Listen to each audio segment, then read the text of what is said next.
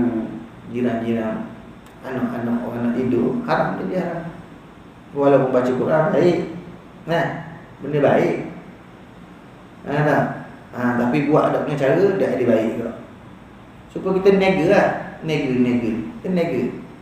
Kita nak nega, kita buat baik. Kopi bendang, bayar seikhlas hati. Bayar seikhlas hati. Niat baik. Baik niat. Contoh. Niat baik, bayar seikhlas hati. Maknanya bayar 5 sen tak apa. Ada. Tapi kalau tahu orang tu bayar 5 sen, ngepek tak? Ngepek sebab tu tak boleh. Jual beli dia kena jelas. Bila sebut kata bayar seikhlas hati, dia ghara tak? Dia ada unsur ghara tak? Ada tidak ketentuan, ada unsur tidak tentu tak?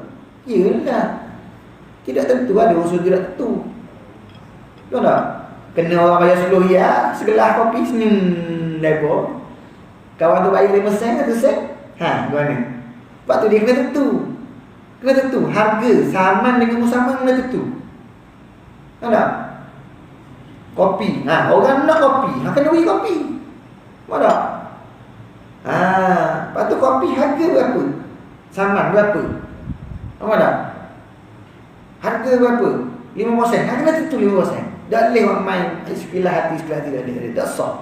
Tapi niat molek tak? Molek lah niat tu, niat baik. Tapi tak kena dengan syarak. Sebab Nabi SAW tegak kita jual beli yang gharar.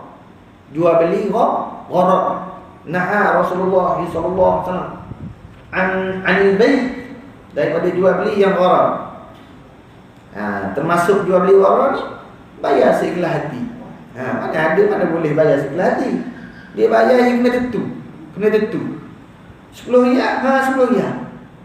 Tak? Kena tentu. Tak apa. Sah apa sah? Dia bentuk ghara, bentuk yang ketidakpastian, ketidaktentuan tu salahnya. Bila istiqlal hati tu. Comel dah, tapi tak kena dengan syarak. Tak jadi juga. Jadi haram juga. Tak sah. Jual beli tu tak sah dipanggil fasid. Jual beli tu wasak. Bila wasak tak sah jual beli tu. Bila tak sah jual beli, kita makan harta batil. Makan harta batil tu haram. Tak? Makan harta batil, harta yang bukan jadi milik kita.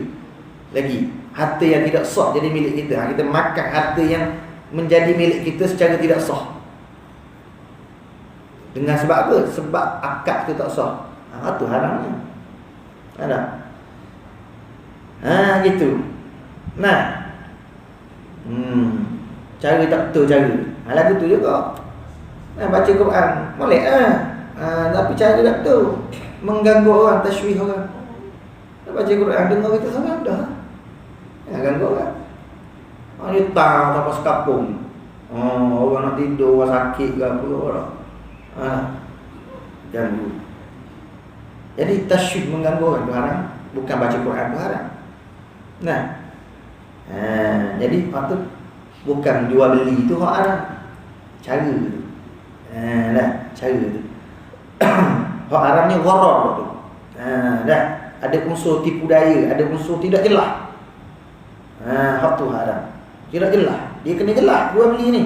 Harga kena jual beli, harga kena jelas. Barang yang dijual pun kena jelas. Tak boleh ada gharar. Ni.